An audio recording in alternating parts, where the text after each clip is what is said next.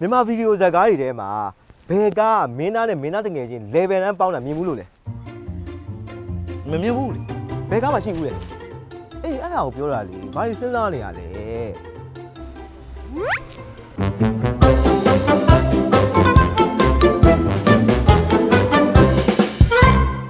ရှိုက်မယ်လေဘလူးဆောင်နေရဘလူးဆောင်နေရ driver ဤသွားပါ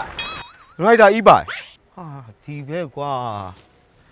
အဲ့ဆိုငါ razer ရင်လောက်ထားလိုက်ပါလေဟာမင်းသားဆိုတော့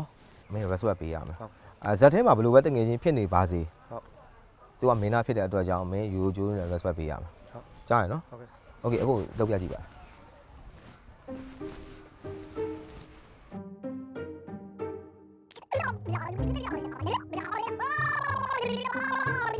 ရပြီနော်ဟိုအဲ့တိုင်းလေးပဲနော်ညီလေးမမေးနဲ့နော်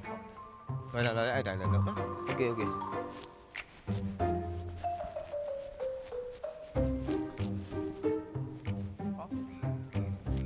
မင်းသားနဲ့ဟိုတကယ်ချင်းလုံးကဟိုတန်းတော့ချပြီးသွားပြီလား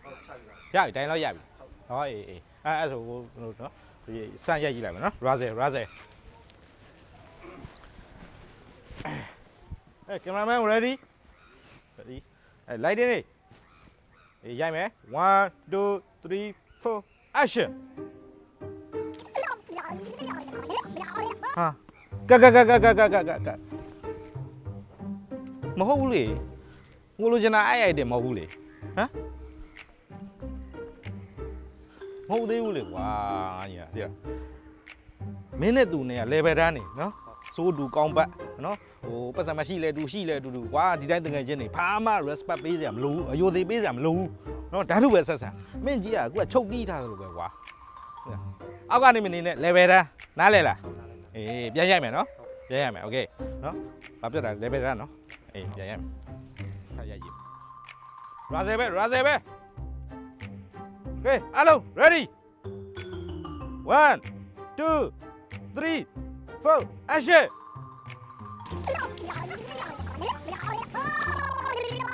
က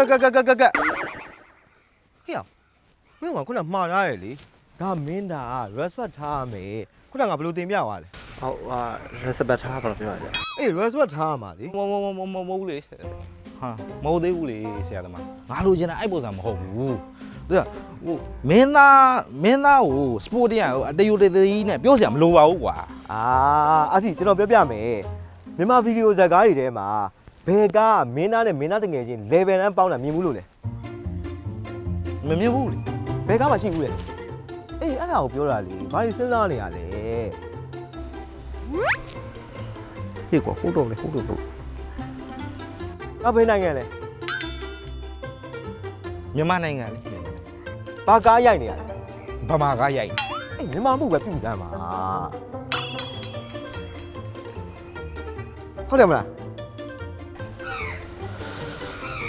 ဟုတ်တယ်လို့ပဲကွာ